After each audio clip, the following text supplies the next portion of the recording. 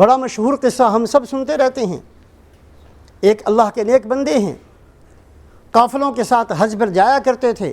ارادہ کیا حج پر جانے کا. ایک جگہ قافلہ ٹھہر گیا،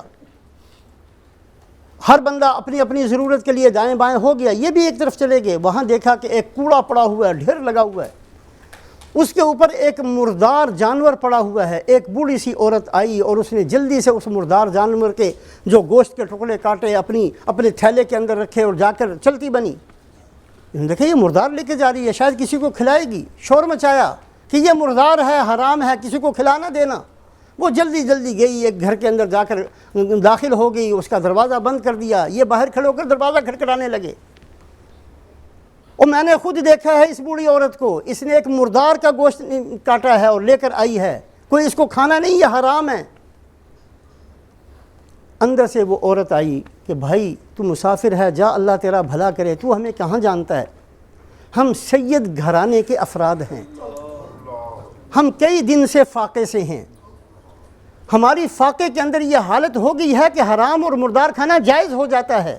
جا میاں جا، اپنا کام کر. اتنا دکھ ہوا، رونے لگ گئے. قافلے کے پاس گئے.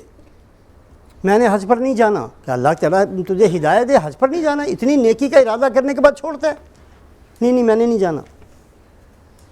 سارا اپنا پیسہ لیا، اس کا غلہ خریدا، اس کے کپڑے خریدے، ساری چیزیں خرید کر اور جا کر اس عورت کے گھر میں جا کر دے آئے اور خود وہیں ٹھہر گئے. قافلہ چلا گیا. پیسے جو حج کے تھے وہ سارے کے سارے ان کو دے دیے. کچھ عرصے کے بعد جب وہ قافلہ واپس آیا، ان کو بڑی شرمندگی سی ہوئی، ندامت ہوئی کہ میں نے بھی ارادہ کیا تھا، کاش میں نے بھی حج کیا ہوتا. ایک بندہ آیا، اس نے آ کر ایک تھیلی دی کہ فلاں وقت فلانی جگہ پر تو نے یہ تھیلی مجھے دی تھی. انہوں نے لے لی. دوسرا بندہ آیا، تم تو کہہ رہے تھے میں نے حج پر نہیں جانا، تم تو مینا کے اندر موجود تھے. دوسرا آیا، تم تو کہہ رہے تھے میں نے حج پر نہیں جانا، تم مجھے خود عرفات کے اندر ملے ہو. اور تم تو کہہ رہے تھے میں نے حج پر نہیں جانا، میں نے تمہیں طواف کرتے ہوئے دیکھا ہے.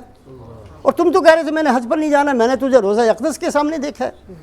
یہ بڑے حیران کہ یہ سارے مجھے کیا کہہ رہے ہیں، میں تو یہاں پڑا ہوں، میں تو گیا ہی نہیں. اور ایک نے آ کر وہ تھیلی بھی دے دی. اور رات کو خواب میں رسول پاک علیہ الصلاۃ والسلام کی زیارت ہوئی.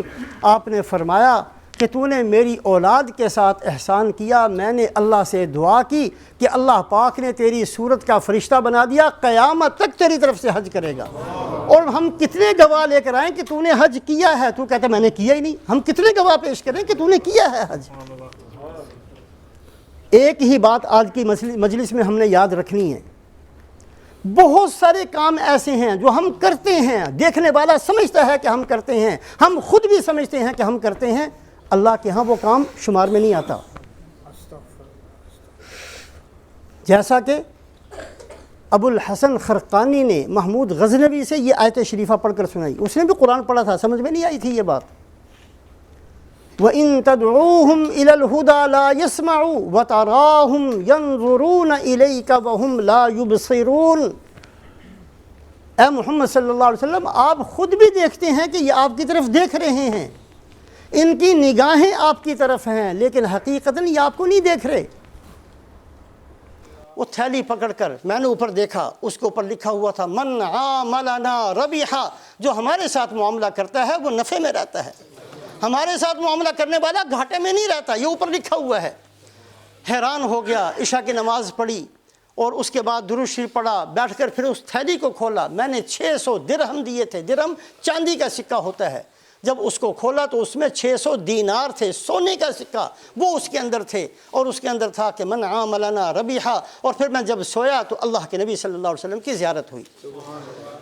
کہا کہ اے ربی، کتنے گواہ لائیں کہ تم نے حج کیا ہے.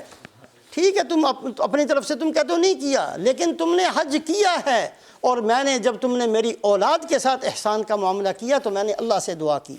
اللہ کے نبی فرماتے میں نے اللہ سے دعا کی، اللہ پاک نے تیری شکل کا فرشتہ بنا دیا جو قیامت تک ہر سال تیری طرف سے حج کرتا رہے گا. من عاملنا ربیحا. جو اللہ کے نبی کے ساتھ معاملہ کرے، اللہ کے ساتھ تجارت کرے، معاملہ کرے، وہ کبھی گھاٹے میں نہیں رہتا.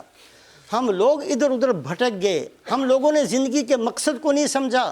ہم پتہ نہیں کن راستوں پر چل پڑے، ہمیں کس نے انگلی پکڑی، کوئی ہمیں کہاں لے گیا، کوئی ہمیں جنگل میں لے گیا، کوئی ہمیں گمراہی کے راستے، ہم ہر ایک کا ہاتھ پکڑ کر اس کے پیچھے چلنے کے عادی بن گئے۔ ہم اپنی شکل کو بھول گئے، اپنے لباس کو بھول گئے، اپنی سوچ کو بھول گئے، اپنی عادتوں کو بھول گئے، اپنے اعمال کو بھول گئے، اپنے قرآن کو بھول گئے، حدیث کو بھول گئے۔ آج مسلمان کے پاس ہر چیز کے لیے وقت ہے، اگر وقت نہیں ہے تو قرآن پڑھنے کے لیے نہیں، قرآن سیکھنے کے لیے نہیں، قرآن دیکھنے کے لیے نہیں، حدیث پڑھنے کے لیے نہیں، حدیث سیکھنے کے لیے نہیں۔ اللہ ہم سب کو توفیق دے، اپنی زندگیوں کو بدلنے کا ارادہ کریں۔